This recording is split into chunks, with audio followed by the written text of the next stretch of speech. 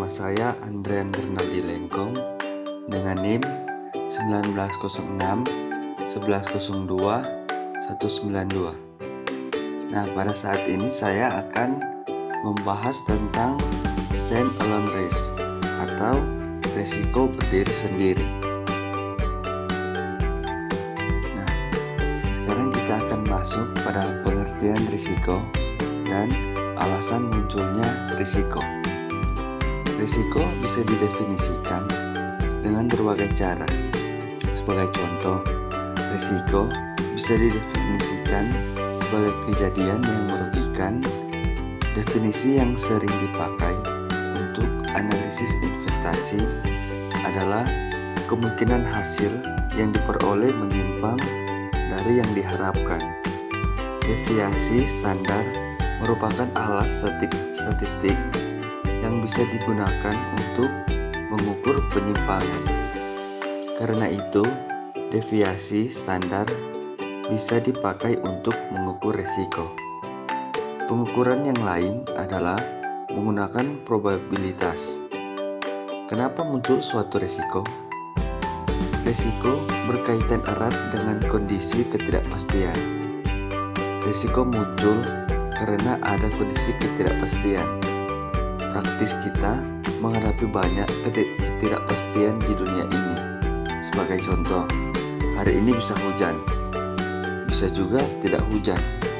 Investasi kita bisa mendatangkan keuntungan atau harga naik, bisa juga menyebabkan kerugian atau harga turun. Kepastian dalam dunia ini adalah ketidakpastian itu sendiri. Ketidakpastian tersebut menyebabkan munculnya risiko. Risiko mandiri adalah risiko yang terkait dengan unit operasi tunggal perusahaan, divisi perusahaan, atau aset sebagai lawan dari portofolio yang lebih besar dan terdiversifikasi dengan baik. Semua aset keuangan dapat diperiksa dalam konteks portofolio yang lebih luas atau atas dasar yang berdiri sendiri. Ketika aset tersebut dianggap terisolasi, sementara konteks portofolio memperhitungkan semua investasi dan penilaian saat menghitung risiko. Risiko mandiri dihitung dengan asumsi bahwa aset yang dimaksud adalah satu-satunya investasi yang harus hilang atau diperoleh investor. Risiko mandiri mewakili risiko yang diciptakan oleh aset, divisi, atau proyek tertentu. Risiko mengukur bahaya yang terkait dengan satu aspek operasi perusahaan atau risiko dari memegang aset tertentu, seperti perusahaan yang dipegang erat. Untuk perusahaan, menghitung risiko mandiri dapat membantu menentukan risiko proyek seolah-olah beroperasi sebagai entitas independen. Risiko tidak akan ada jika operasi tersebut tidak ada lagi.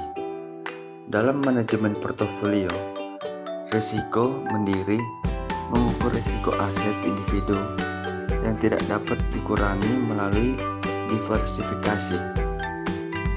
Investor dapat memeriksa risiko aset mandiri untuk memprediksi pengembalian investasi yang diharapkan. Risiko yang berdiri sendiri harus dipertimbangkan dengan hati-hati karena sebagai aset yang terbatas. Investor berdiri untuk melihat pengembalian yang tinggi jika nilainya meningkat atau kerugian yang menghancurkan jika hal-hal tidak berjalan sesuai dengan rencana.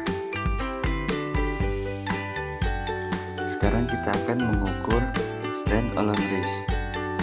Risiko mandiri itu dapat diukur dengan 3 perhitungan, yaitu yang pertama dengan expected return atau return yang diharapkan, yang kedua dengan deviasi standar return, dan yang ketiga itu oleh koefisien variasi.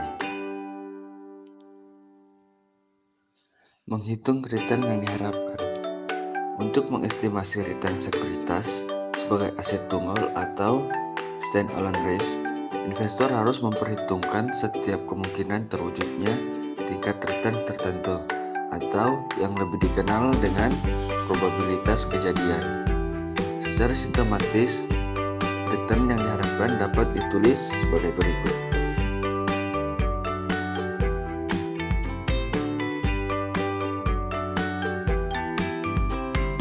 Nah, berikut ini adalah contoh dari menghitung expected return.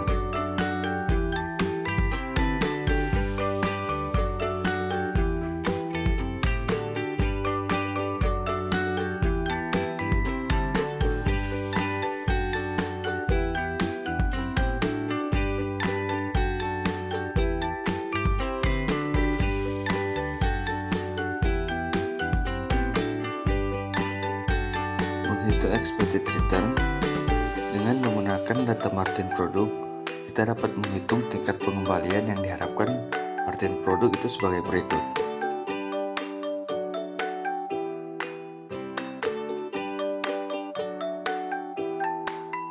Dengan menggunakan data US Weather, kita dapat menghitung tingkat pengembalian yang diharapkan US Weather itu sebagai berikut.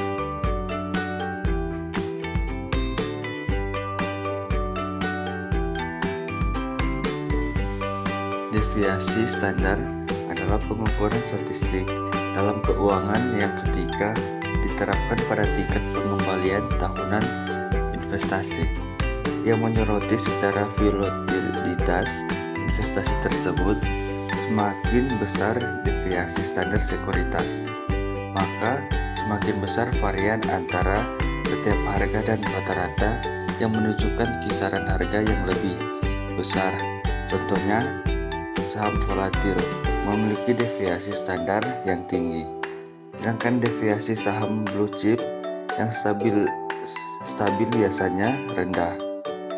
Deviasi standar merupakan alat yang sangat berguna dalam strategi investasi dan perdagangan karena membantu mengukur volatilitas pasar dan sekuritas. Deviasi standar adalah salah satu alat pengukur risiko fundamental utama yang digunakan oleh para analisis manajer portofolio. Standar deviasi untuk mengukur kerapatan distribusi probabilitas yang digunakan deviasi standar. Semakin kecil deviasi standar, semakin rapat distribusi probabilitas, sebagai akibatnya semakin kecil risiko.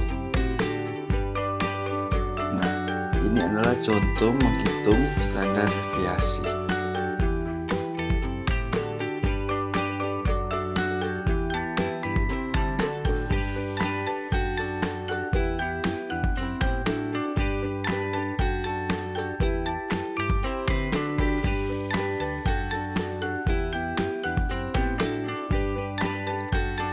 Jika terdapat dua pilihan investasi, yaitu A dengan return yang diharapkan lebih tinggi dan B mempunyai deviasi standar lebih rendah, KV menunjukkan risk per unit of return dan memberikan ukuran risiko yang lebih bermakna ketika dua alternatif memiliki ekspektasi tingkat pengembalian yang tidak sama. Jika dua investasi memiliki ekspektasi pengembalian yang sama dengan standar deviasi berbeda, kebanyakan investor akan memilih standar deviasi yang lebih rendah sebagai risiko lebih kecil. Jika dua investasi memiliki risiko atau standar deviasi yang sama dengan ekspektasi pengembalian berbeda, umumnya investor akan memilih investasi dengan ekspektasi pengembalian yang lebih tinggi. Jika dua investasi salah satu memiliki ekspektasi pengembalian yang lebih tinggi, tetapi yang lainnya memiliki standar deviasi yang lebih rendah, gunakan. Nah, ini adalah contoh untuk menghitung koefisien variasi.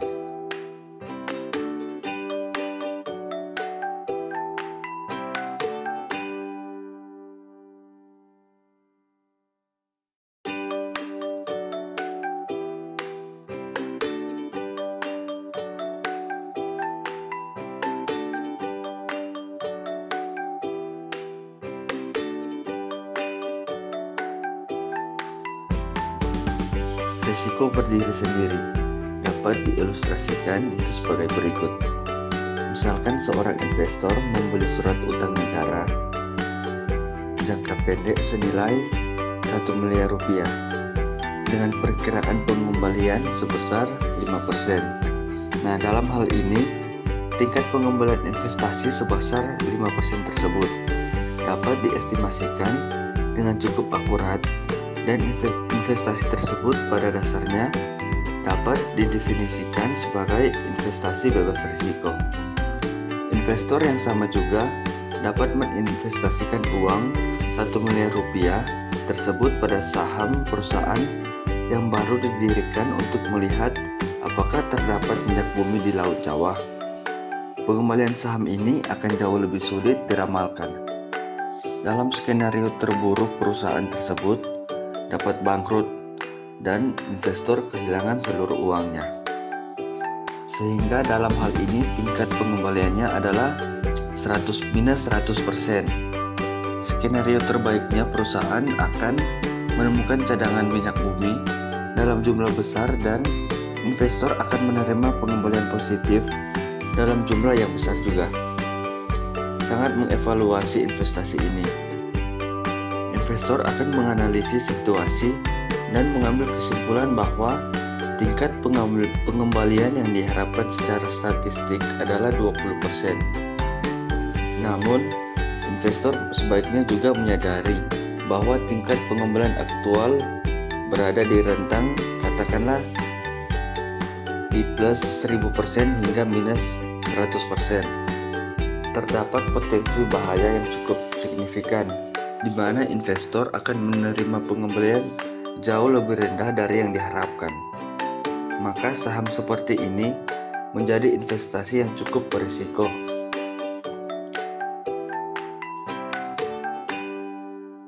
Sekian pembahasan kita tentang stand alone risk, dan terima kasih.